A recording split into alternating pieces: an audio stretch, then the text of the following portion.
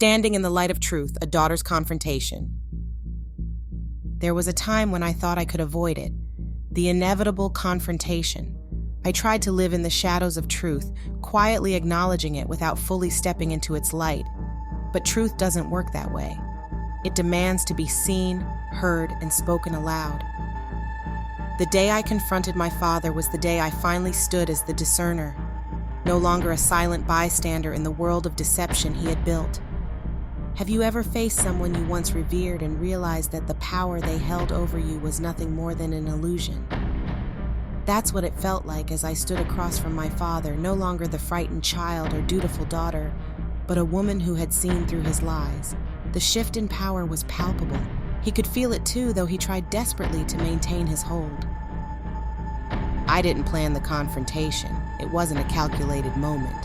It came about almost naturally, as if the truth had been waiting for just the right time to burst forth.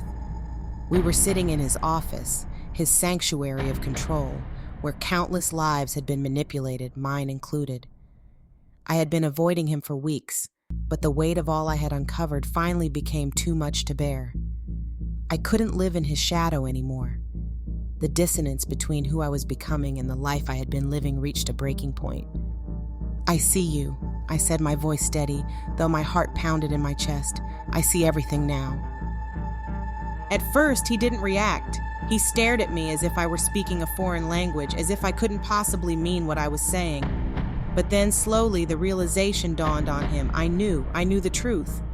Not just about him, but about everything. His manipulation, his lies, his use of faith as a weapon to control those around him. "What are you talking about?" he finally asked, his voice sharp, cutting. It was a tone I had heard many times before, one meant to intimidate and silence me. But this time I wasn't afraid. "I'm talking about the lies," I said. "The lies you've told me, the lies you've told the church, the lies you've told yourself." For a moment, there was silence, an unbearable silence that felt like the world itself was holding its breath, waiting for what would come next.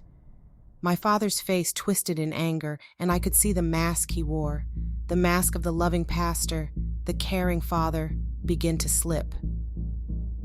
"Careful," he warned, his voice low and dangerous. "You're talking about things you don't understand." But I did understand. I understood more than I ever had before. And for the first time in my life, I wasn't afraid to confront him. He could no longer hide behind scripture or his position of authority. I saw him for what he truly was, the deceiver. "I understand perfectly," I replied. "You've built this entire life on deception, and it's not going to control me anymore." His reaction was swift, as I expected. He tried to belittle me, insult me, twist my words. He used the same tactics that had worked on me for years: guilt, shame, fear, but none of it landed.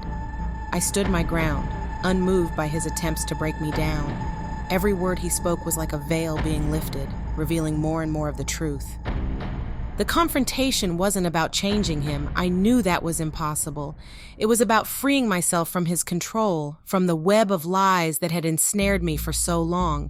It was about finally standing in the light of truth, even if it meant standing alone. I left that church a different person. I didn't need his validation or approval anymore. I had found my own power, my own truth, and that was more than enough. The confrontation was the breaking point, the moment where the discerner fully emerged and the deceiver lost his hold.